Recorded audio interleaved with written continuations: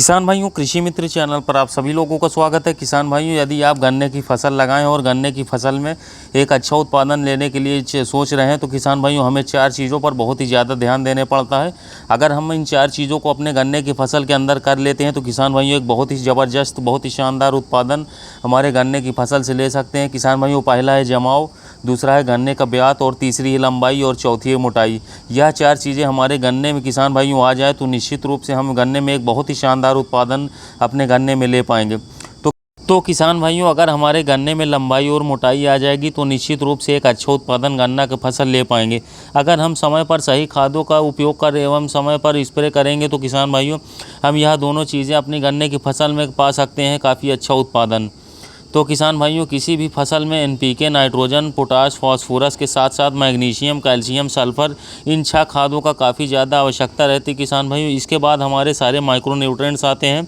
हमें micro nutrients spray में भी 15 से 20 दिनों पर अपने गन्ने की फसल में देना चाहिए, तो लगातार हमारे फसल में बढ़वार होती रहेगी। किसान भाइयों, ऐसा बिल्कुल नहीं है कि आप पहले महीने बुआई के बहुत ही ज़्यादा खाद डालें, पहले पानी पे खाद डालें, लेकिन जब आप मिट्टी चढ़ा दें तो उसके बाद खाद का इस्तेमाल ना करें और गन्ने में 5-6 महीने के लिए ऐसे ही छोड़ दें।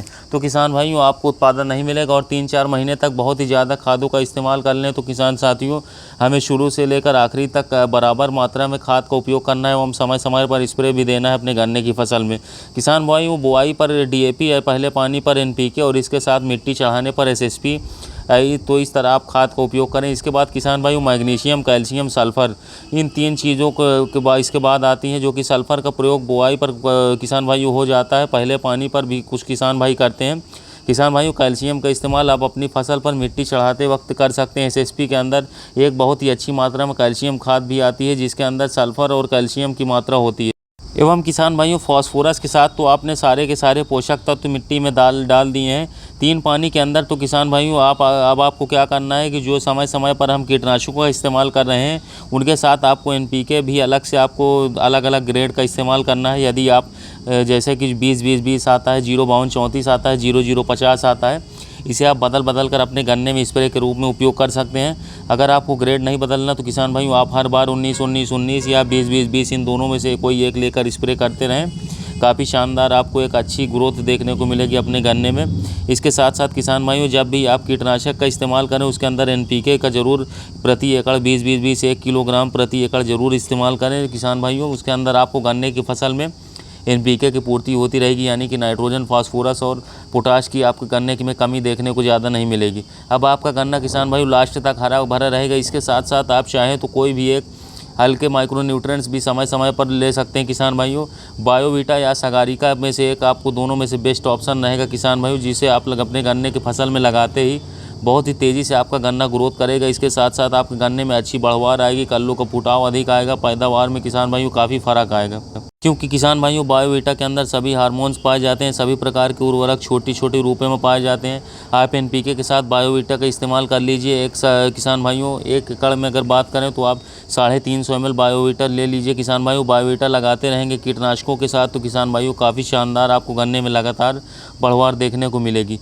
यानी कि कोई भी कीटनाशक के साथ 350 ml आपको बायोवीटा लेना है। उसके साथ साथ किसान भाइयों 1 किलोग्राम आपको एनपीके 20-20-20 लेना है। इन तीनों को मिलाकर स्प्रे करते रहें। अब किसान भाइयों आपके गन्ने में मिट्टी चढ़ाने के बाद आपका गन्ना बड़ा हो जाए तब किसान भाइयों जब आप अपने गन्ने में केवल कीटनाशकों का स्प्रे कर रहे हो तब आप एनपीके एवं बायोवीटा कीटनाशक के साथ इस्तेमाल कर आप गन्ने में हमेशा देते रहेंगे तो बढ़वार आपका गन्ना करता रहेगा। किसान भाइयों अगर हम बुआई से कटाई तक थोड़ी थोड़ी मात्रा में खाद देते रहेंगे तो किसान भाइयों निश्चित रूप से गन्ना आपका 14 से लेकर 15 फुट तक जरूर जाएगा। तो किसान भाइयों जैसे ही हम बुआई करते हैं उसी समय पर अच्छी फसल की नींव रखी जाती है, यानी कि उस समय फसल प्रबंध बहुत ही ज़्यादा आवश्यकता होती है। अगर हम बुआई करके किसान भाइयों खरपतवार का ध्यान रखेंगे, समय समय पर खरपतवारों को खेतों से नष्ट करते रहेंगे एवं निराई गुड़ाई करवाते रहेंगे तो किसान भाइयों आप निश्चित रूप से एक अच्छा उत्पादन ले सकते हैं। अब किसान भाइयों हम आते हैं गन्ने की फसल में स्प्रे के ऊपर। तो हम बात करते हैं जिब्रेलिक एसिड के ऊपर। किसान भाई यह क्या है, यह ग्रोथ हार्मोन है, या फसलों के अंदर बहुत ही थोड़ी मात्रा में मौजूद रहता है। अगर हम इसको जिब्रेलिक एसिड को अपनी फसल पर छिड़काव करेंगे तो बहुत ही तेज़ी से हमारा गन्ना बढ़ना शुरू हो जाएगा। यानी कि आप मान लीजिए कि आपके हफ्ते भर में 1.5 से 2 फीट तक गन्ने की हाइट बढ़ जाएगी। तो किसान भाइयों, आप गन्ने में जिब्रेलिक एसिड की मात्रा 1 एकड़ में 5 ग्राम ले सकते हैं। यानी कि जो प्रोजिब नाम से सुमिटोमो कंपनी का आता है पाउडर फॉर्म में किसान भाई जिब्रेलिक 5 ग्राम की, उसे आप 1 एकड़ में उपयोग करें। अन्य फसलों में किसान भाइयों डोज कम करने पर गन्ने में 5 ग्राम प्रति एकड़ ही लें। इसके साथ किसान भाइयों आपको 350 ml बायोवीटा लेना है, और बायोवीटा के साथ साथ आपको 1 किलोग्राम NPK लेना है।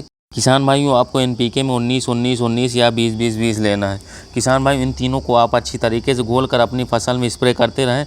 पहला स्प्रे किसान भाइयों आप तब करें जब आपकी गन्ने की फसल इस समय जैसे कि 70 से लेकर 80 दिन की फसल है किसान भाइयों, तब आप इसको कर दें। और दूसरा स्प्रे आपको लेना है किसान भाइयों 120 से 120 दिन 130 दिन के जब आपकी गन्ने की फसल हो जाए, तो किसान भाई 2 बार आप स्प्रे करेंगे तो आपके गन्ना निश्चित रूप से 14 से 15 फीट तक पहुंच जाएगी उसकी हाइट। और किसान भाई एक बात ज़रूर ध्यान दीजिएगा, जिब्रेलिक एसिड को आप सिंगल उपयोग ना कीजिएगा, क्योंकि जब आप जिब्रेलिक एसिड सिंगल उपयोग करेंगे तो पौधा में खाना बनाने की क्षमता बढ़ जाएगी। और अगर आप उसको खुराक नहीं देंगे उर्वरकों का तो किसान भाई आपका गन्ना पीला पड़ सकता है। इसलिए जिब्रेलिक एसिड के साथ साथ आप बायोवीटा ले लें या कोई माइक्रोन्यूट्रिएंट ले लें, बायोवीटा बेस्ट पड़ेगा। उसके साथ साथ आप 20-20-20 ज़रूर उपयोग करें NPK। तो किसान भाई इस प्रकार से आप अपने गन्ने की फसल में एक शानदार उत्पादन, अधिक लंबाई गन्ने की और अधिक मोटाई, इसके साथ साथ भारी भरकम उत्पादन किसान भाइयों आप गन्ने की फसल में ले सकते हैं। किसान भाइयों आपको फिर से एक बार डोज बता दूं, 5 ग्राम आपको जिब्रेलिक एसिड लेना है जो प्रोजिब नाम से मार्केट में आती है। 350 ग्राम आपको 350 ml बायोवीटा लेना है।